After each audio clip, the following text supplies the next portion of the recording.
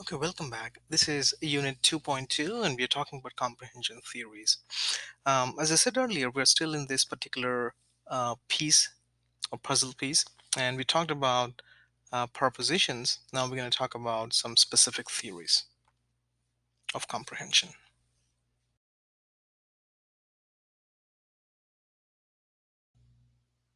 Okay, so Unit 2.2, theories of comprehension.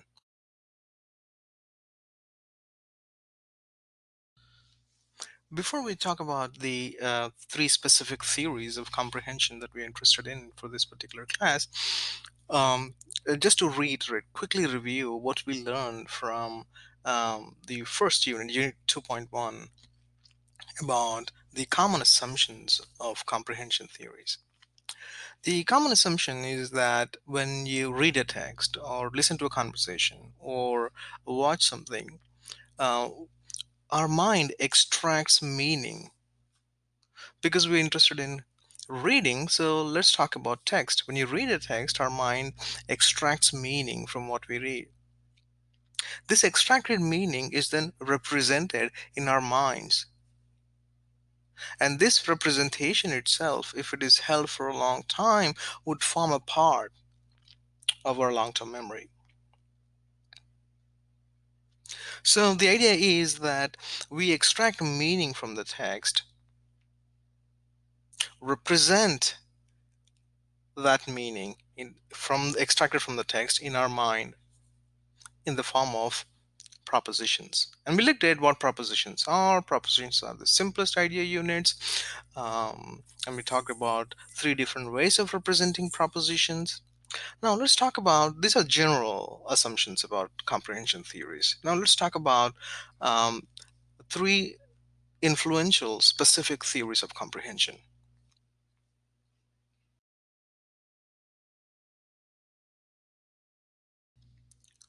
Well, in that sense, the outcomes for this particular unit, 2.2, are, we'll first talk about embodied theories of cognition. Again, these are not individual theories we are talking about. These are a set of theories. So there are embodied theories of cognition. Then there are event comprehension theories. Then we have text representation theories. And we're going to talk about one for each of those theories. And first, we'll talk about embodied cognition theories in the next slide.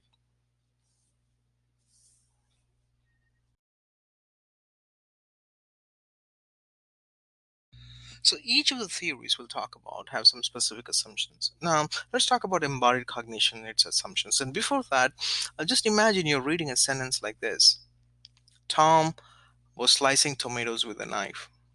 What comes to your mind when you read a sentence like that? Most of the people report that they imagine, they kind of simulate a situation where tomatoes are being cut with a knife. In fact, research also suggests that when you read a sentence like that, the parts of the brain related to actually holding a knife also get activated. Not to an extent that you actually physically cut it, but to some sub-threshold level, your brain parts get activated. So the idea of embodied cognition at a fundamental level is that when we read something or experience something or hear something or watch something, you process it, understand it with a purpose. And the purpose is to react and interact with the object. In other words, when you're reading that Tom was slicing tomatoes with a knife, you're actually embodied in that scene of someone cutting tomatoes. So you will simulate the situation in your head so that you're ready to interact with knife, tomato, or anything of that sort. Does it make sense? So embodied cognition assumes that that our body is embodied in what we process. Um, so we kind of create a simulation of the events described, and we become a part of this particular simulation. In other words, when we represent the meaning extracted from what we are reading, according to this theory, these representations are not mere propositions. or a network of propositions. But there is more to these propositions. It involves activation of the motor and sensory areas in the brain, which gives us this embodied experience of the described situation, as opposed to just a mere abstract level propositional representation of the information described in the book. Does it make sense? Okay. We'll take another example in the next slide, and kind of elaborate on that point about embodied cognition, what it is we mean when we say it is embodied.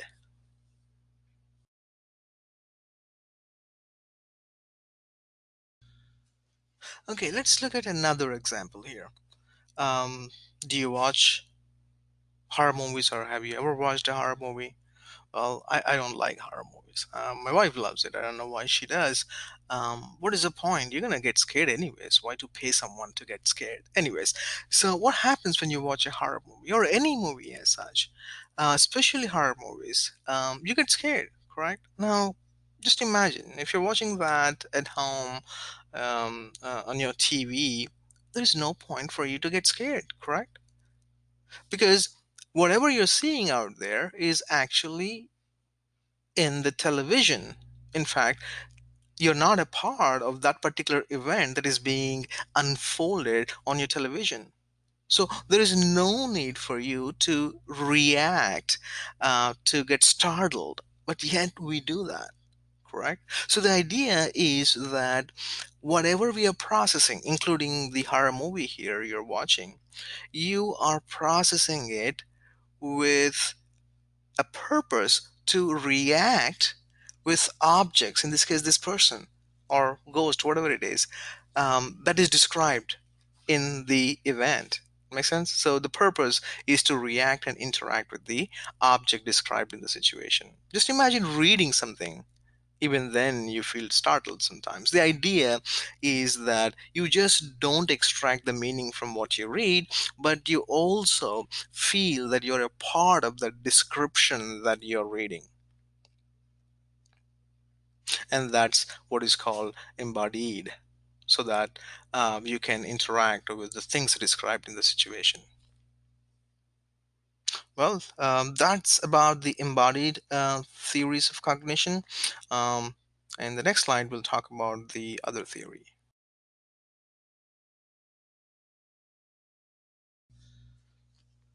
Okay, so we are here. The second outcome here, we're going to talk about the second theory of comprehension, a set of theories of comprehension. And of those, there's like event comprehension theories. The idea is that when you read, especially narratives, narratives are kinds of texts that describe some stories, like your novels or examples of narratives. Um, Typically, these stories describe some events. Right, and this particular event, this set of theories of event comprehension, um, lay the foundation to how we might extract information, meaningful information, from when reading stories of this sort. So the idea is that when there is an event, there are some specific aspects to the event, like what is the action that is unfolded, who is the actor unfolding the action, who is receiving the action, where is this action taking place, and when is this action taking place, or has it already taken place, or is going to take place in future. So part of the idea is that we extract these components from what we read as a part of your propositional extraction and representation. Make sense? Now, we'll not go in detail, but when we talked about proposition, we did talk about these aspects, remember? So that's what it refers to. But there is a specifically another set of another a specific theory that we'll talk about here, called mental model theories, and that's what we'll do.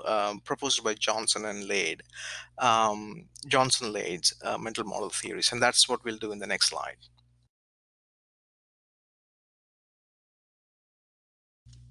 So Johnson Lade proposed this theory of mental models, and the theory he proposed was specific to uh, um, problem solving and reasoning, and it equally applies to text comprehension. Now, here is the idea.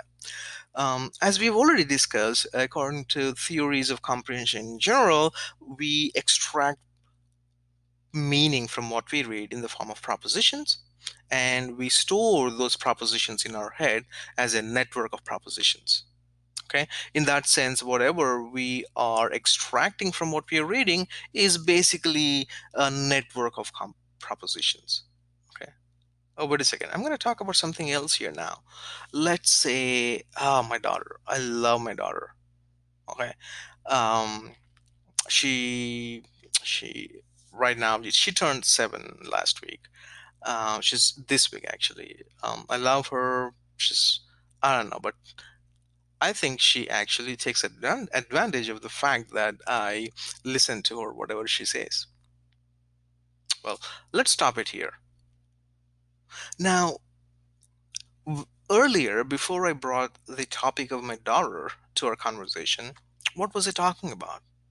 Well, I was talking about theories of comprehension in general and how these theories assume that we extract propositions, correct? Then suddenly I switched the topic and I started talking about my daughter. Even here, you have extracted the meaning conveyed in whatever little information I gave you, right? So when you are extracting propositions from the lecture I'm giving you, right? The question is, do you create a big network of all the propositions that you have extracted or not? The answer is not, according to mental models theory. The mental models theory assumes that you group together propositions and form a complex propositions network, propositional network of those events that are related. So everything I talked to you about till about the theories of comprehension, they were part of one mental model.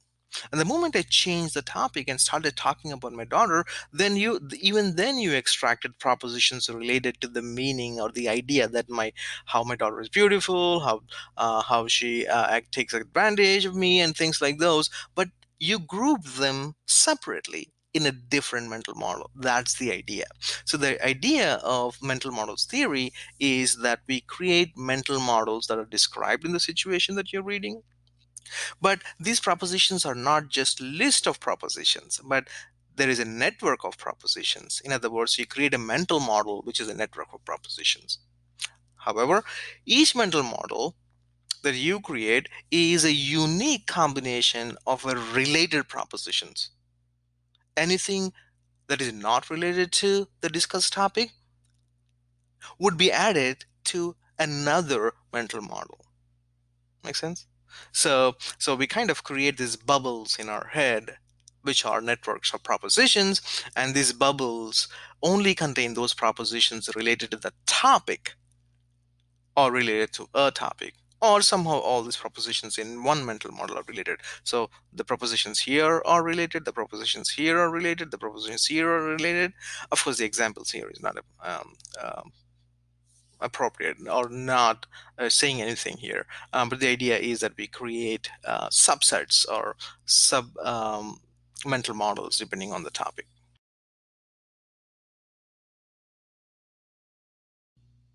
Okay, that brings us to the last theory of comprehension, and it's proposed by Kenshin Van Dyke in '83, and we can call these theories as theories of text representation. Now, if you think of the other two theories we have described so far, right? These theories are talking about how the mental models are created or what is in the mental model, or it's talking about the fact that there are more than just propositions in the mental models you create. Now, this particular set of theories, or this particular theory as such, um, it is about the product of comprehension. In other words, when you read a text, let's say you read a paragraph or a page or you read a chapter from a book, We know in general that we extract a meaning from what you read in the form of propositions and store that in you form mental models and you store that in your mind, right?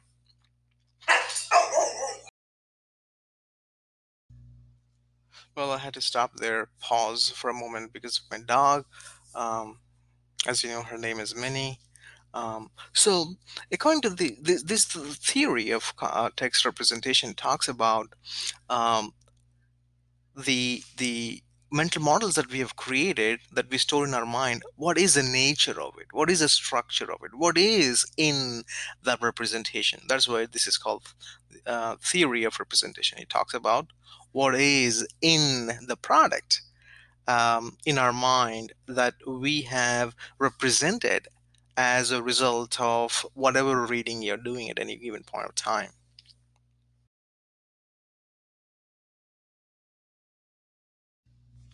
Now, according to this theory of text representation, um, we kind of create three different representations. Now, just imagine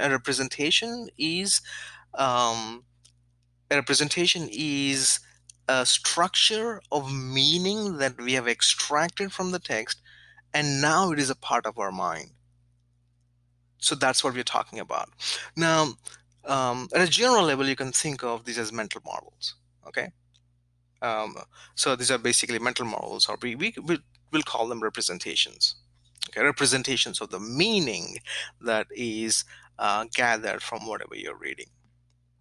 So according to this theory, there are three different levels of representation that we form when we read something. Again, we form three different layers or levels of representation of the same information you're reading at the same time. In other words, you have representation one, again, in any order, it doesn't matter which one comes first, all three are represented in our mind at the same time. The first one is called surface form, the second one is called text space, and the third one is called situation model. Again, what are these? These are representations of the information you have captured or created when reading something. Okay, and you can classify as these, we can think of it as three different representations or three different levels of representation. In the next slide, we'll talk about the surface form level representation, then we'll talk about text-based representation, and then we'll talk about the situation model representation. Again, just to make it clear, these are representations of the information or the meaning that is gathered or from what you're reading.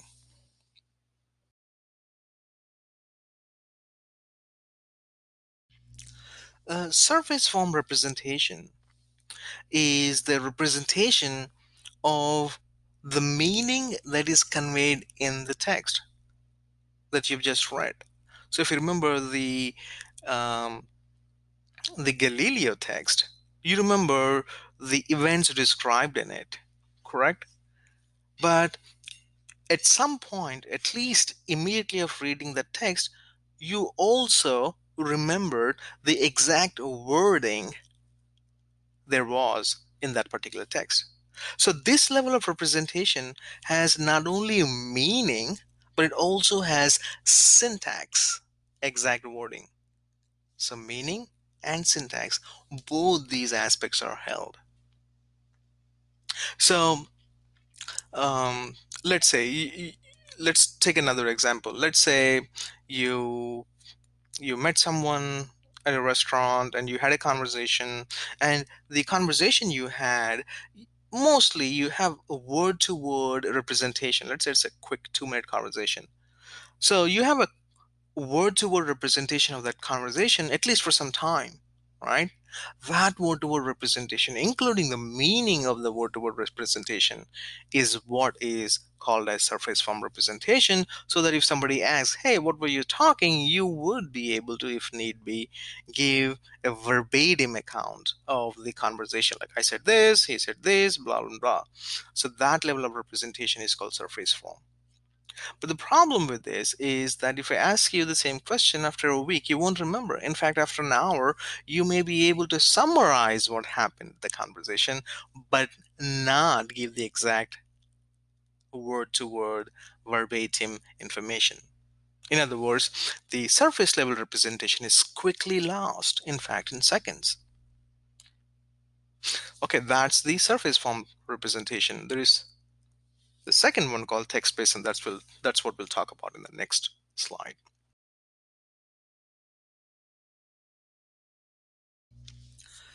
Okay, coming to the second level of representation called the text based representation. This level of representation, it does not include or the exact wording. It only retains the meaning that is conveyed in the text. So just imagine you're reading a story, and um, you took like an hour to read the story, and somebody asked you, hey, what is the story about? Well, you may be able to remember everything in whatever you have read in 1 hour and describe it, but keep in mind that you may not be able to describe it word to word as it is described in the book you just read, but you are mostly paraphrasing, explaining it. Right? So text-based representation is more like a representation of meaning, more like paraphrasing. And this kind of information is held for a little longer time than surface form. If the surface form information is lost in seconds, text-based information may be lost in for longer than seconds, minutes, or hours. But it is held. Keep in mind, let's say you've read a story that has 100 ideas. You may remember all the 100 ideas, the meaning of those 100 ideas, or the paraphrases of those 100 ideas for some time. And that's what text-based representation is. So text-based representation, it retains the meaning. You forget the wording. It is retained for a little longer. But even this information gets lost. So that most of the ideas that you have represented the meaning of is lost, but you only retain the most important ones or most important events described. Okay, that brings us to the next level of representation, the situation model representation. And we'll talk about that in the next slide.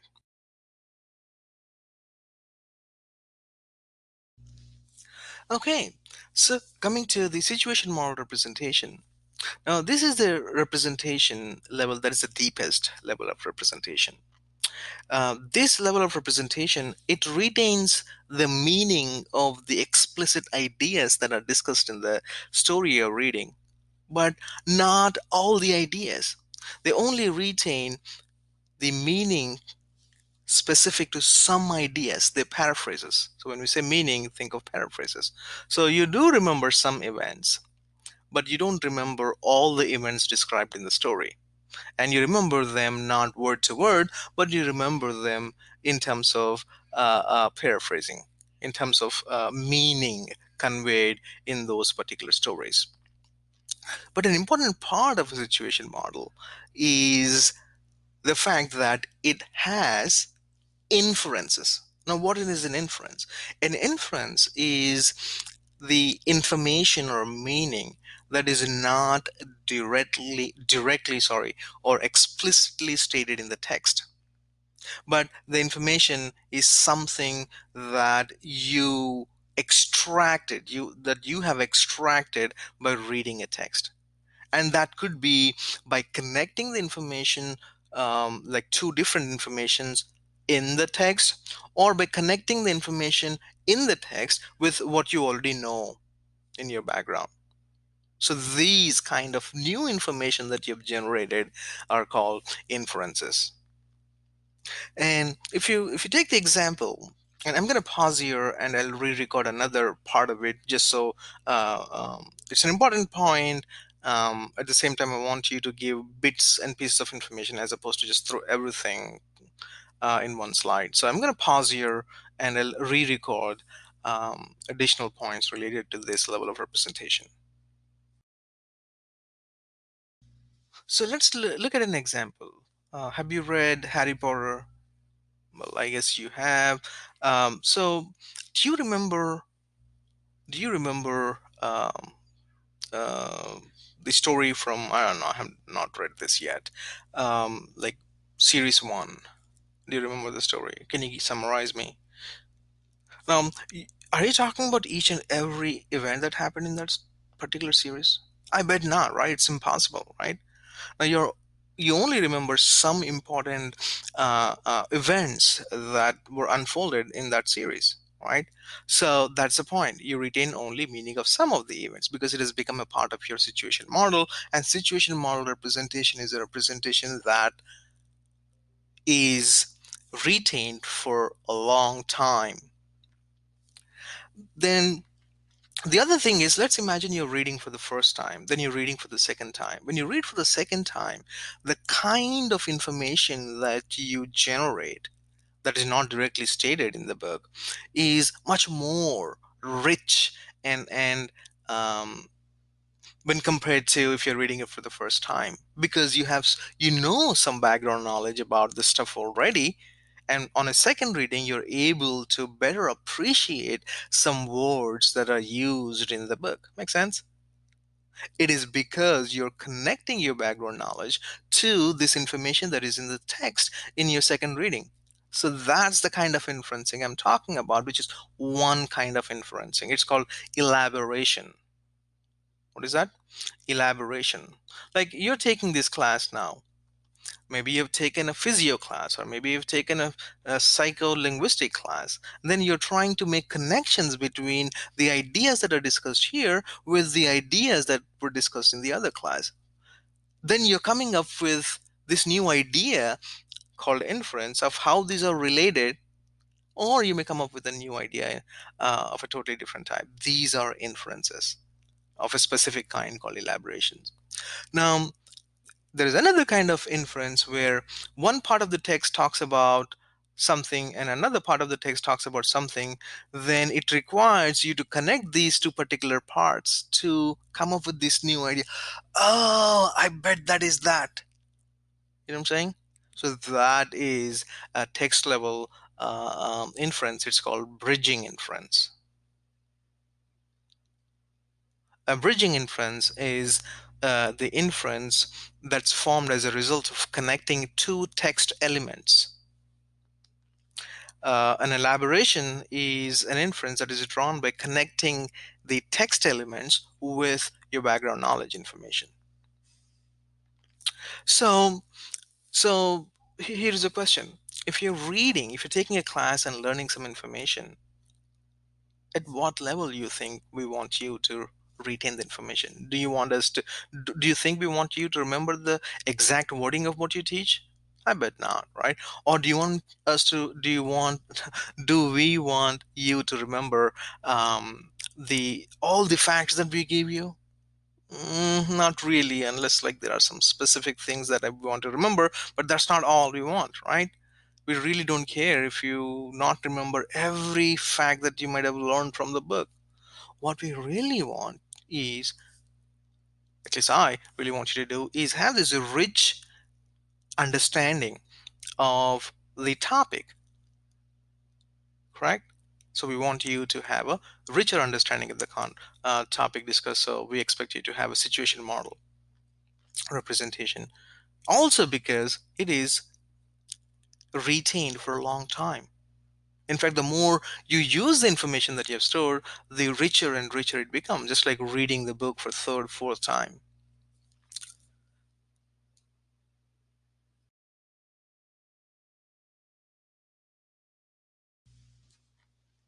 Okay, so that brings us to the end of Unit 2. In the next unit, we'll talk about comprehension um, processes, um, and then we'll talk about the puzzles. Thank you very much.